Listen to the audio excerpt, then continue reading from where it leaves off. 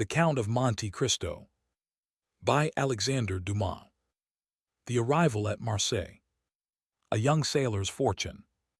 Edmond Dantès stood proudly at the front of the ship Pharaon as it entered the port of Marseille. The wind pushed the sails, the sea sparkled in the sunlight, and sailors hurried across the deck.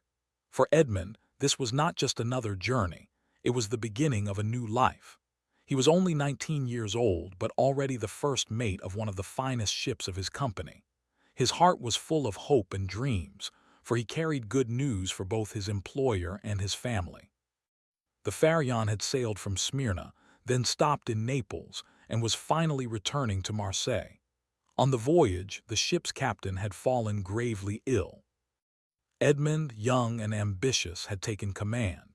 He navigated storms, negotiated with traders, and brought the ship safely home with its cargo untouched.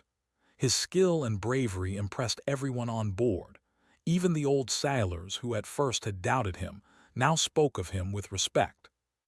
As the ship neared the dock, a small crowd gathered to welcome it. Merchants, port workers, and families waited impatiently. Edmond felt his heart beat faster, for among the crowd stood the two people he loved most. His father, an old man who had given everything for his son, and Mercedes, the beautiful young woman who was promised to him. The ship anchored and Edmond gave sharp, confident orders.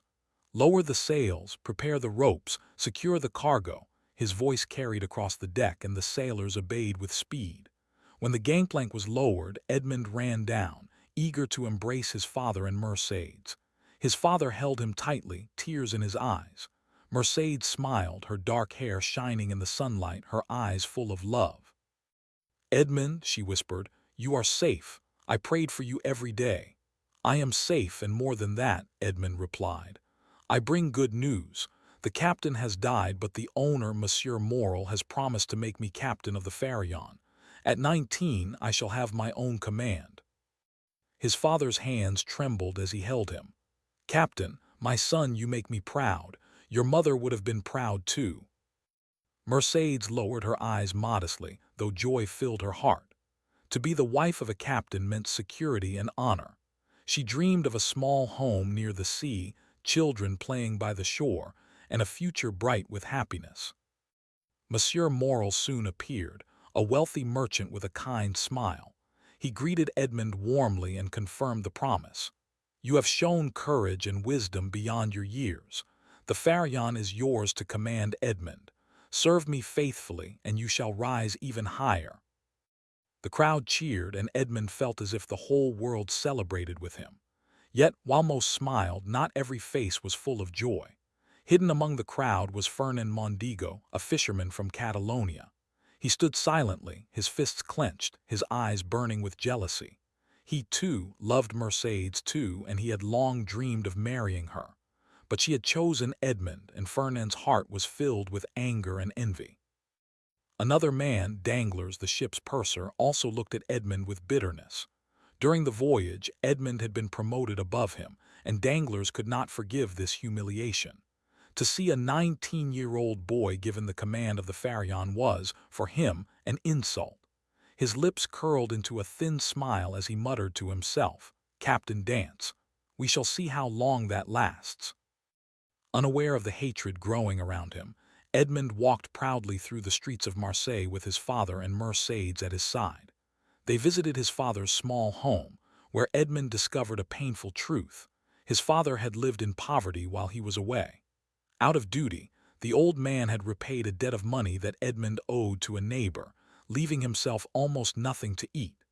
Edmond was heartbroken, but he quickly gave his father all the wages he had earned. "From now on, you will want for nothing," he promised. The evening brought more joy. Edmond and Mercedes walked along the shore, speaking of their future.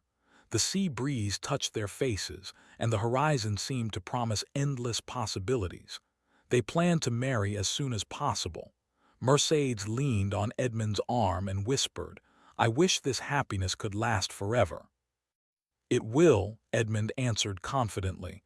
"Nothing can take it from us." But fate had other plans. The seeds of betrayal. While Edmond celebrated, Danglars and Fernand met secretly in a dark tavern. They spoke in low voices, their words heavy with malice. "Edmond has everything," Fernand hissed.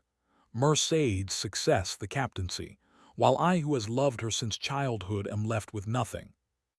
"And I," said Danglars, "should be purser, second only to the captain.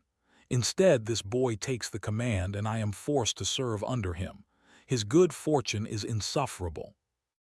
The two men drank coffee, their eyes filled with hatred. It was then that Danglars suggested a plan.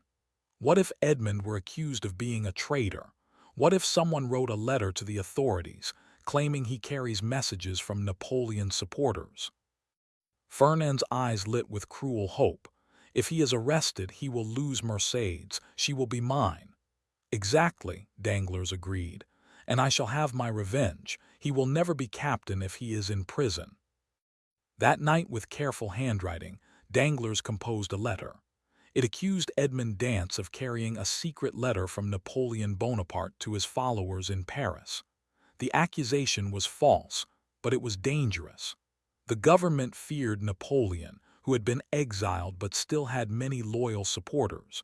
To be suspected of helping him was enough to destroy a man's life. When the letter was finished, Fernand delivered it to the local prosecutor. With that single act, Edmond's future was poisoned. Celebration and shadows. The next day, Edmond's friends gathered for his betrothal feast. Laughter filled the air, music played, and tables were heavy with food and drinks. Mercedes wore a simple white dress, her face glowing with happiness. Cheers answered him, and for a moment, all seemed perfect. But outside, in the shadows, soldiers approached. At the height of the celebration, the door opened, and an officer entered with cold authority. "Edmond Dantès?" he asked. "Yes," Edmond replied, surprised.